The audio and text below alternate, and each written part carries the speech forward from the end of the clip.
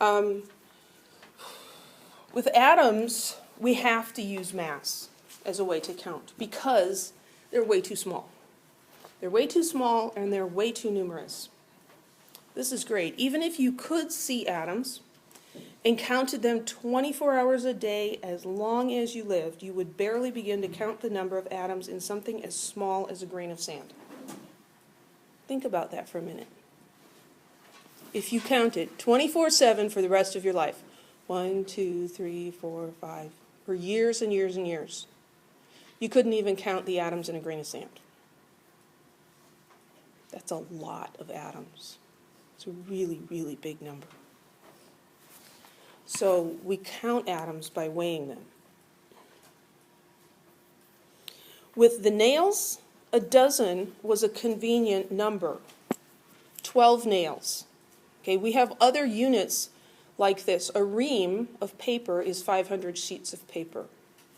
A gross of something is a dozen, so it's 144. And so we have other counting units like this. Dozen is the one we're most familiar with. So dozen works great for eggs and donuts and things, but it's too small for atoms. So we need a larger number. So we have the chemist's dozen. And it's called the mole.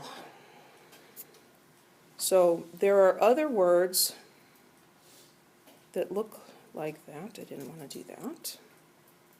So here's mole. Okay, it's not a short-sighted furry animal that burrows underground. It's not a black mark on your skin. It's not mole, a sauce. Okay, it's a unit. It's like a dozen. The mole is a really important concept in chemistry, but it tends to be confusing to students because it's new and it's weird, right? So think of it, it's just like a dozen, but instead of 12 of something, it's a different number, okay? A ream is 500 of something. A dozen is 12. You can have a dozen people, a dozen pieces of paper, a dozen schools, a dozen lollipops, anything, right? It doesn't matter what it is, it's just 12 of those things. A mole is a certain number of things. It's just that the number's really weird. This is the number. It's a really big number. 6.022 times 10 to the 23rd. That's a 6 with 23 zeros after it. It's so big we can't even understand how big it is. It's just really, really big. So that's what a mole means. Mole is a nice short word, but it is abbreviated MOL. So you'll see both of these. So a mole is just 6.022 times 10 to the 23rd things. That number is called Avogadro's number, and it's named after Amadeo Avogadro. He was born the same year our country was born, in 1776. So we can say that a mole of marbles is Avogadro's number of marbles, 6 times 10 to the 23rd marbles. That's a lot of marbles. I may have this off a little bit, I need to look it up, but I think I read that if you had a mole of marbles, it would cover the United States to a depth of about 8 miles. The entire country. 8 miles deep in marbles. That's a lot of marbles, right? You could have a mole of sand grains. 6.022 times 10 to the 23rd sand grains. So I'll tell you another story here. So here we've got Avogadro's number. 1023. 1023. October 23rd, 6:02 a.m. to 6:02 p.m. That's mole day. It's the chemist's holiday. We still go to work and make students take tests and stuff, but we just kind of have fun with it. It's mole day, October 23rd for 1023, 6:02 a.m. to 6:02 p.m. So what is really just near to my heart about this, my husband is also a chemistry instructor at a different college, and we had a child who was born on 1023. the two chemists had a baby on Mole Day. 6:02 a.m. or p.m. would have been awesome. It turned out to be 8:30 p.m., but you take what you can get. What else was cool is he weighed 10 pounds even, and he was 23.5 inches long. So he was 1023 and a half on 1023. It was just awesome. So we actually considered, we said, should we give him the middle name Avogadro? And then we said, nah. All the other kids have Japanese middle names, so we thought that's just going a little too far. But we considered it for about 10 seconds. So how much is a mole? So if you have a mole of copper atoms, 22 copper pennies would contain about 1 mole of copper atoms. 2 large helium balloons are going to contain together 1 mole of helium atoms. So the mole for such a small object as an atom is a useful size. And that's part of why, all units are made up. You might as well make up units that are convenient, right? So the mole is a quantity of atoms that is a reasonable amount. Not going to take up, the whole room, not going to be so small that you can't see it, a reasonable quantity to work with. The size of the mole was determined empirically by experiment. And, I used small caps on this, and I overlooked that I needed to switch that one. That's a lowercase g. The numerical value of the mole is defined in this way. It's the number of atoms in 12 grams of carbon-12. Remember, carbon-12 is the carbon isotope that has 6 protons and 6 neutrons. So its mass number is 12.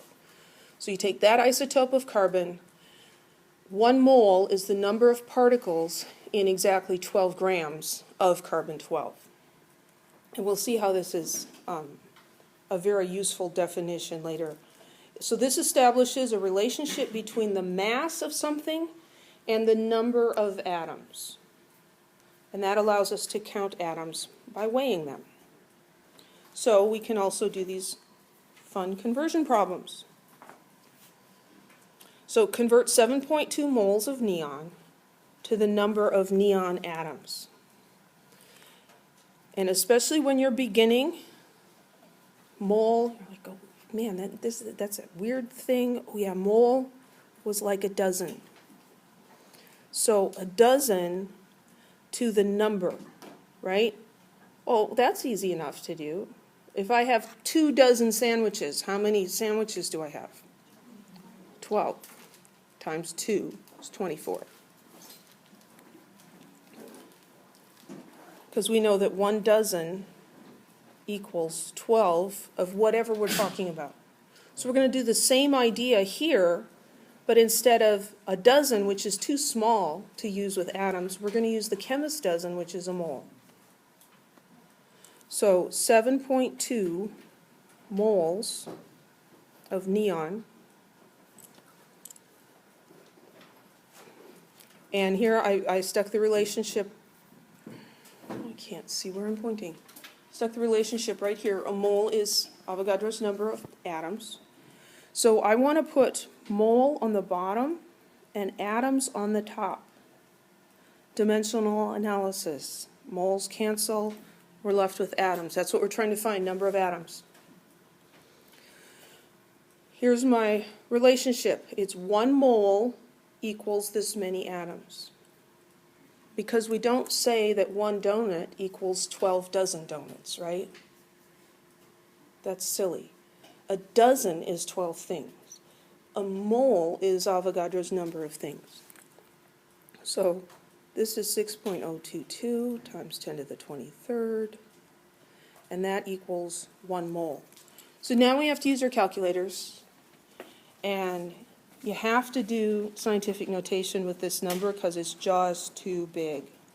7.2 times 6.022 EE 23 equals. I'm going to round this to 2 significant figures because 7.2 moles is just 2 sig figs. 4.3 times 10 to the 24th atoms. And that's the answer. Any questions?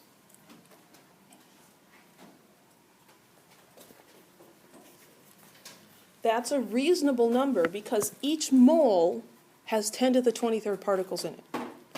And we've got more than a mole here. So we're expecting this to be a really big number, and it is. Any questions?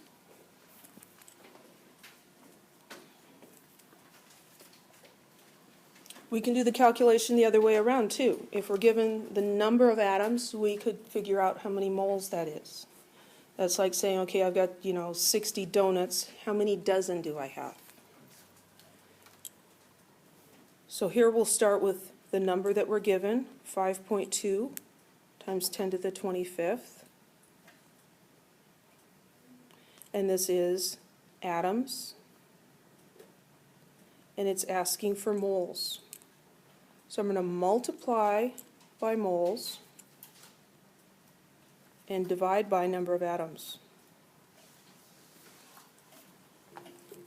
1 dozen is 12. 1 mole is 6 times 10 to the 23rd.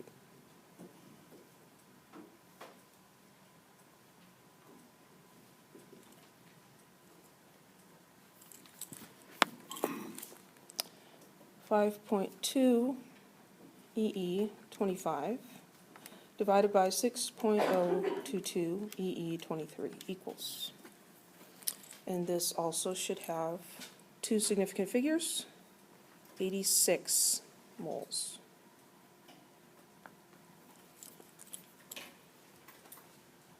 Any questions? I sometimes have students that start using M for the abbreviation of mole. You can't do that. M is meter. Mole is MOL. Okay, we have particular abbreviations, and they're chosen so that they're different than other abbreviations so that we don't need an explanation. So do not abbreviate it M.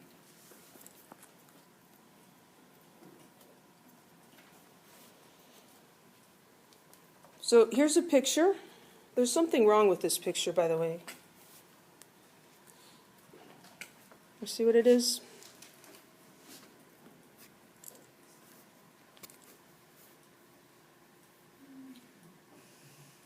Yeah, the size of 13 nails. One side only has 11. The small nails, there's only 11. I'm like, really? The point of the picture is that it's 12 big nails and 12 small nails.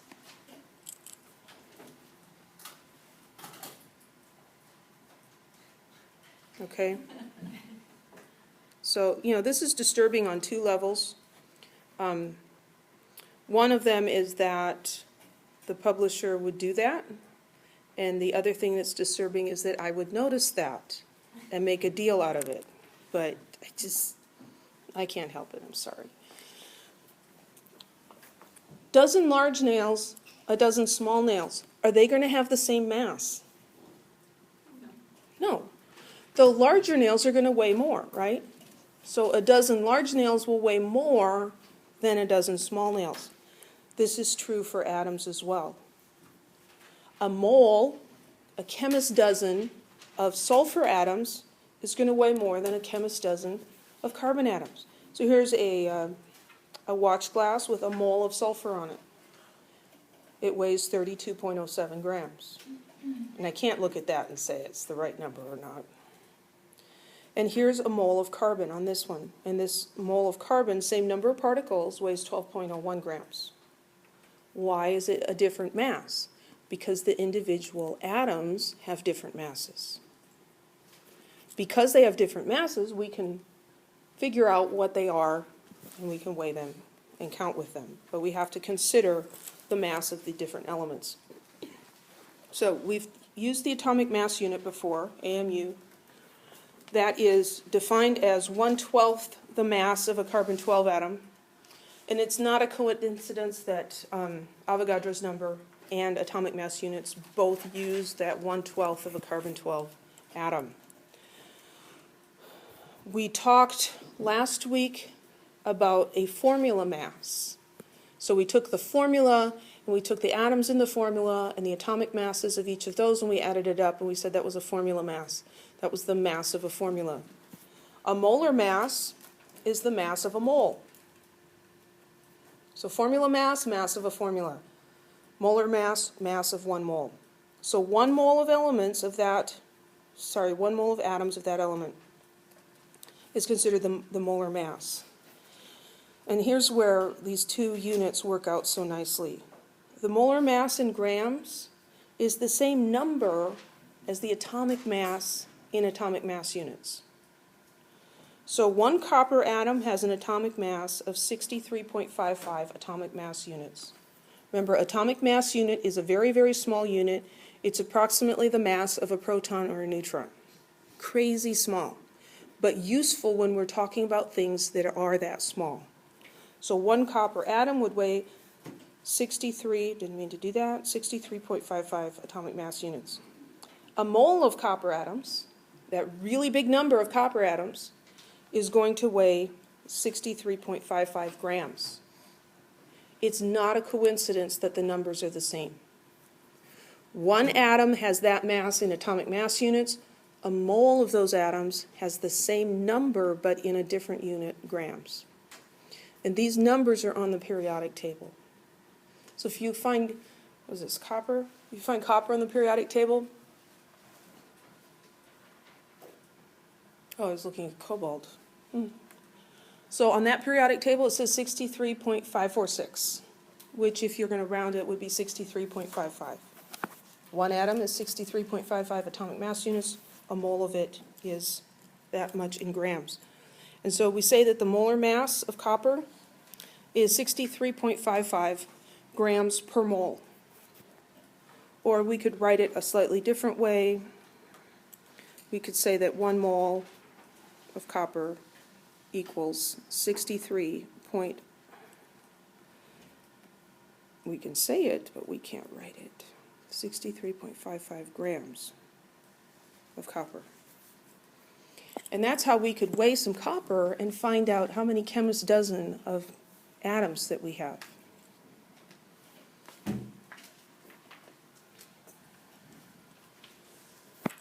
So again, the molar mass is the mass of 1 mole.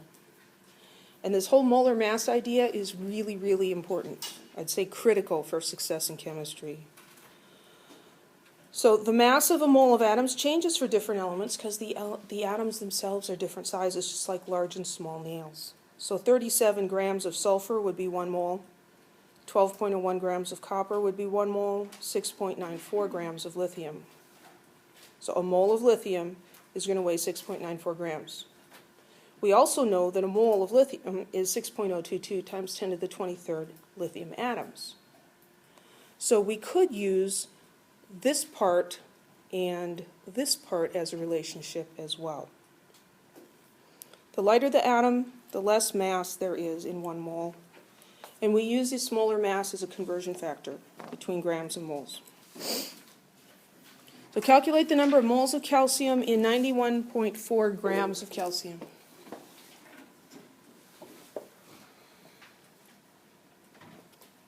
So we're starting with grams, 91.4 grams of calcium, and we're trying to figure out how many moles. What's the relationship? It's the molar mass, the mass of 1 mole. Where do we find it? On the periodic table. So we look on the periodic table.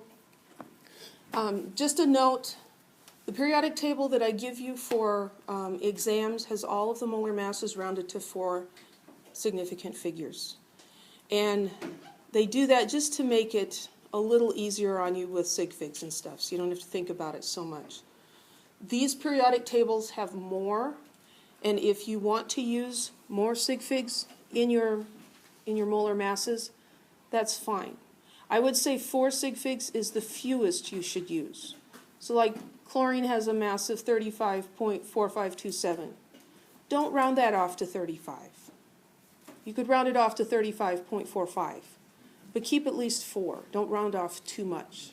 I have a lot of the 4-digit ones memorized, and so it's just a lot easier for me to use those in class. So that's why my numbers are not necessarily going to be exactly the same as what's on the wall.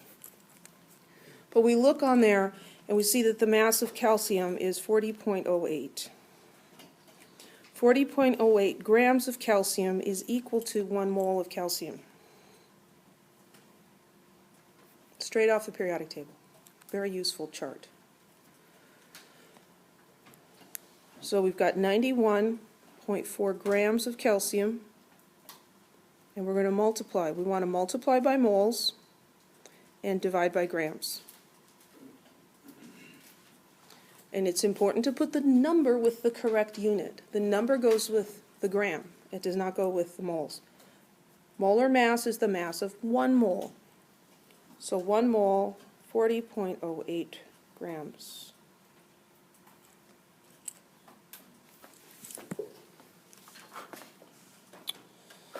Let's see, 91.4 divided by 40.08. Our initial number had 3 sig figs, so I'm going to round this off because this is our final answer for this problem. 2.28 moles of calcium. Any questions?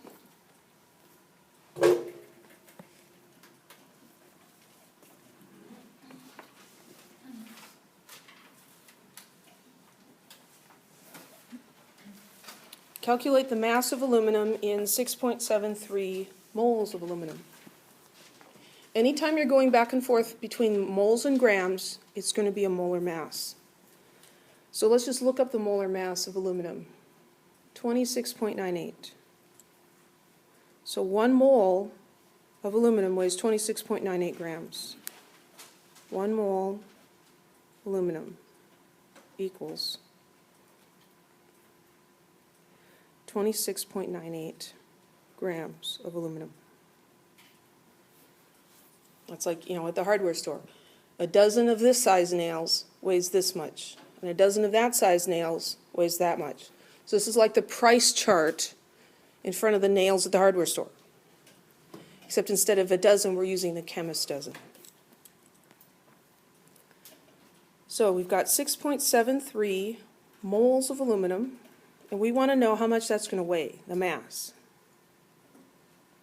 So this time I want to multiply by grams and divide by moles. The units tell me to do that. It's still 1 mole, and the mass, the number goes with the grams, 26.98 grams.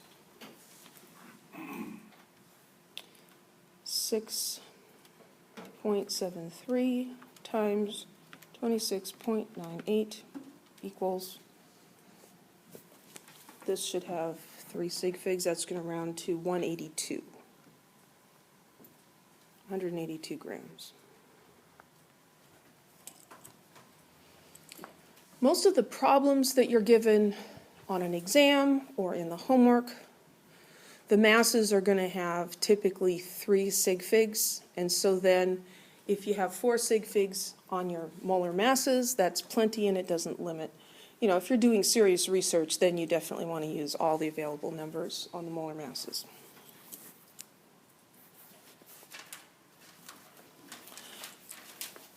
We can also use the molar mass to count atoms and answer questions like this. How many aluminum atoms are in an aluminum can with a mass of 16.2 grams? Well, let's think about the relationships here. 1 mole of aluminum is equal to 26.98 grams of aluminum, right? We just talked about that. How many atoms are in 1 mole of aluminum? 6.022 times 10 to the 23rd.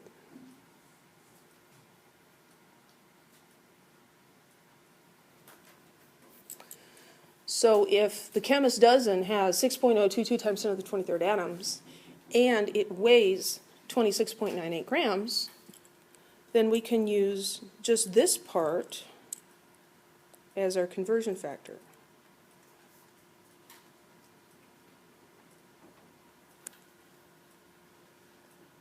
A mole is that many particles. Therefore, that many particles weighs 26.98 grams. So that's the conversion factor we'll use for this guy.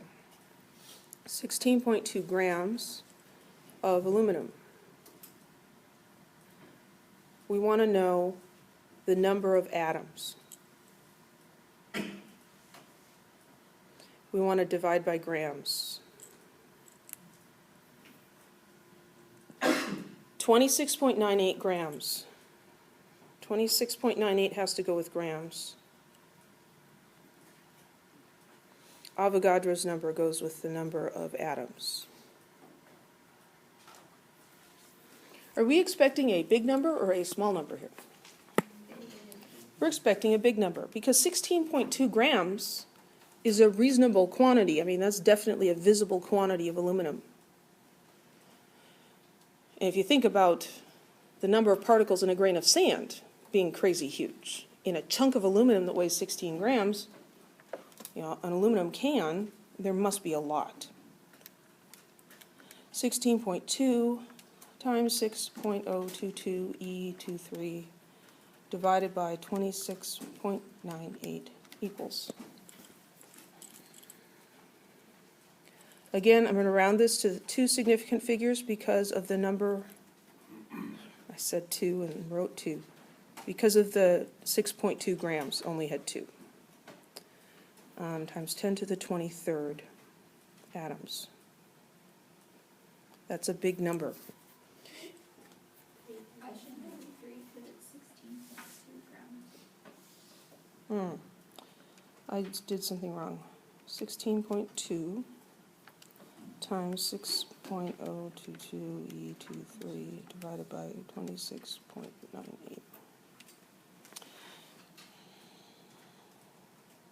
I'm still getting 3.6 times 10 to the 23rd. No, I'm saying like it should. Oh, 3 sig figs, thank you. Yeah, I've got it zoomed in and the one fell off the side there. Yeah, you're right. It should be 3.62. There we go. On a lot of calculators, the 23 is kind of off on the side and it's just this little number. You can't just ignore that. Don't tell me there's 3.62 atoms in an aluminum can. That's ridiculous. If you ever get, if you're ever solving for number of atoms or number of molecules and you get less than 1, that's just not possible. Like saying, well, how many people were in that class? 0.27. How can you have 0.27 people? Either you're a person or you're not. You can't be part of a person. So it's ridiculous.